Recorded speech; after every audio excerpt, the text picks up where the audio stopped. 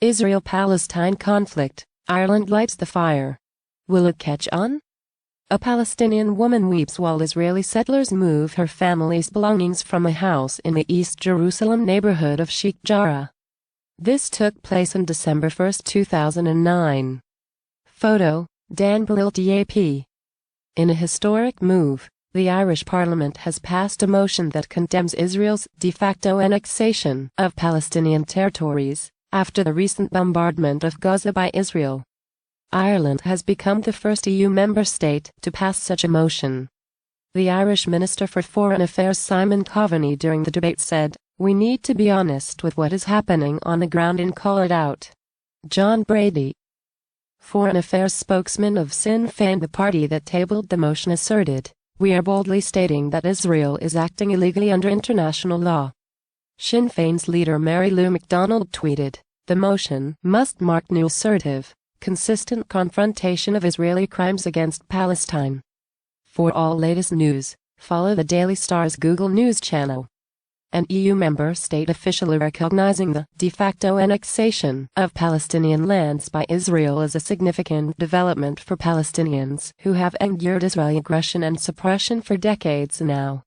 Especially since the 1967 annexation of the West Bank, Gaza, East Jerusalem and Golan Heights, along with Sinai. Sinai was later returned to Egypt, and the U.S. under the Trump administration has recognized Golan Heights as Israeli territory. The Palestinians in the occupied Palestinian territories (OPT) are living under increasingly insecure conditions. Over the decades, Palestinian families have been evicted by Israel in the occupied territories and replaced with Israeli settlers. In recent years, especially with the Trump administration in the U.S., the Israeli settlements have expanded exponentially.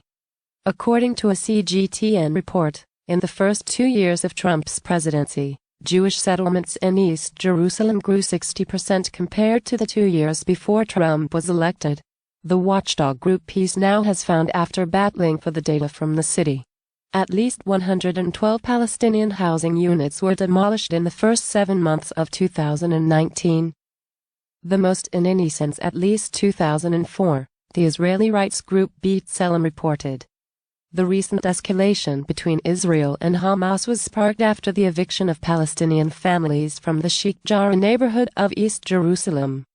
Israeli courts earlier ordered the eviction of 13 Palestinian families from the Sheikh Jarrah neighborhood where they had been living for generations. This triggered protests from the families living in the neighborhood, which the Israeli forces then tried to quell through violent means. Some media reports also suggest that radical Israeli groups joined the Israeli forces in suppressing Palestinian protesters. At one point, these protests spiraled out of control and spread to the compound of the Al-Aqsa Mosque during Ramadan. Later, the mosque was raided by Israeli forces who used rubber-coated steel rounds, stun grenades and tear gas among other mechanisms to attack protesters and worshippers alike. Hundreds were injured and many were arrested during multiple raids. When Hamas fired rockets in retaliation, Israel got the chance to attack Gaza in the guise of self-defense. Thus began Israel's Operation Guardian of the Walls that claimed the lives of 248 Palestinians, including 66 children. On the Israeli side, 12 were killed, including 2 children.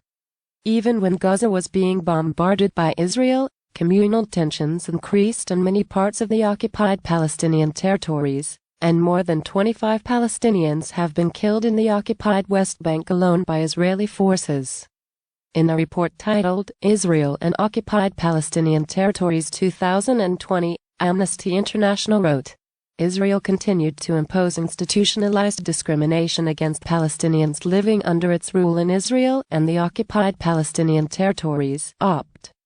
It displaced hundreds of Palestinians in Israel and the occupied West Bank, including East Jerusalem, as a result of home demolitions and imposition of other coercive measures. Israeli forces killed 31 Palestinians, including 9 children, in the OPT. Many were unlawfully killed while posing no imminent threat to life. The Israeli authorities arbitrarily detained in Israel thousands of Palestinians from the OPT, holding hundreds in administrative detention without charge or trial. Torture and other ill treatment of detainees, including children, were committed with impunity. The authorities used a range of measures to target human rights defenders, journalists and others who criticized Israel's continuing occupation of the West Bank, Gaza Strip and Syrian Golan Heights, the report further added. Occupying another state's land is in itself a crime. Evicting people from their homes in those illegally occupied territories, killing adults and children alike, and refusing their right to self-determination amount to gross violations of human rights, crimes against humanity and apartheid. While most world leaders conveniently turn a blind eye to the atrocities being committed by Israel against the Palestinians, Ireland has chosen to rise above the mundane protocol of expressing concern and has decided to take a formal stance against what is wrong. Ireland's motion acknowledging and condemning the illegal actions of Israel might not alleviate the sufferings of the ill-fated Palestinians, but it has sent a clear message across the world. What Israel is doing is illegal, and world powers must act to stop it. At a time when many Arab nations, including the Emiratis and the Bahrainis, have normalized ties with Israel, Ireland's recognition of Israel's illegal annexation should set an example for the rest. Bangladesh recently dropped the phrase "all countries except Israel" from its passports, saying this has been done to maintain global standards. Adding this does not mean that there has been a change in Bangladesh's position with regard to Israel. Unfortunately, this has sent a very wrong signal to Israel, whose Deputy Director General at Israel's Ministry of Foreign Affairs Gilad Cohen tweeted, "Great news. Bangladesh has removed the travel ban to Israel. This is a welcome step, and I call on the Bangladeshi government to move forward and establish diplomatic ties with Israel so both our peoples could benefit and prosper." In reaction to Bangladesh's decision, Bangladesh, a nation that has had to snatch its own freedom from occupying forces with the blood of millions of its citizens, should have given more thought to the consequences of its actions. The father of the nation himself had advocated a pro-Palestine foreign policy, and this was adhered to for just reasons by all the successive regimes in the country. Israel's belligerent abuses of the human rights of the people of Palestine, its war crimes against them, and its actions that reek of apartheid and ethnic cleansing, are not hidden from the world. Israel does this in broad daylight. Even the UN, from time to time, condemns the actions of Israel, but thanks to the support of its allies, it has never been held accountable for its actions.